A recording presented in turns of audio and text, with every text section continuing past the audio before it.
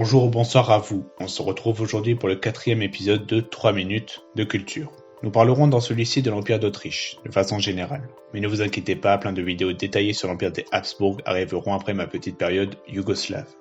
Nous allons donc nous intéresser en ce jour à un empire fascinant, à la fois par son territoire, sa politique et sa diversité culturelle. C'est parti pour 3 minutes de culture.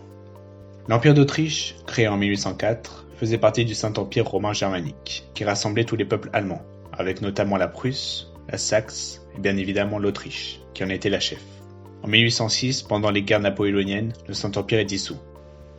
L'empereur François, anciennement empereur romain germanique, devient empereur d'Autriche.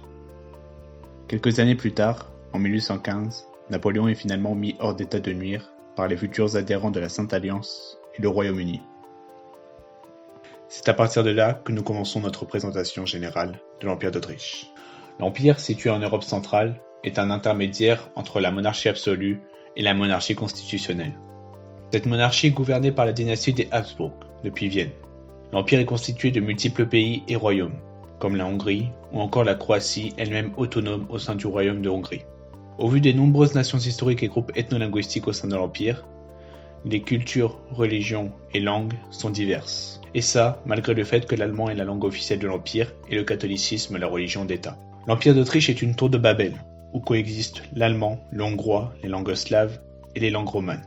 Pareil pour les religions, qui sont catholiques et protestantes pour la majorité des sujets. L'Empire reste tout de même soudé, via le peuple et l'Église catholique, qui ont tous deux confiance en l'Empire des Habsbourg. Et aussi dû à l'armée, qui est une institution qui dépend de l'empereur et non des duchés ou royaumes. Le royaume est administré de façon suivante. Tout en haut, il y a l'empereur et les grands aristocrates, suivis de conseils, puis de diètes provinciales, réunies à Vienne tous les 3 ans au départ, et ensuite qu'en cas de nécessité absolue.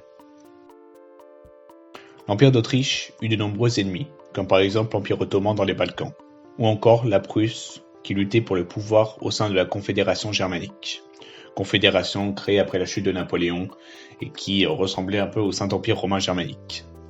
Mais malgré ça, le pire ennemi de l'Empire d'Autriche fut l'éveil national des différents groupes ethno-linguistiques, comme par exemple en 1848, lors du Printemps des peuples, qui causera l'abdication de Ferdinand Ier et la fin de l'ère Metternich.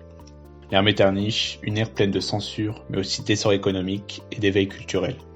Après cette ère, débute celle du néo-absolutisme, symbole de la restriction de l'autonomie de certaines régions et du rapprochement avec l'Église, pour arriver en 1866, la guerre austro-prussienne, et finalement le compromis austro-hongrois.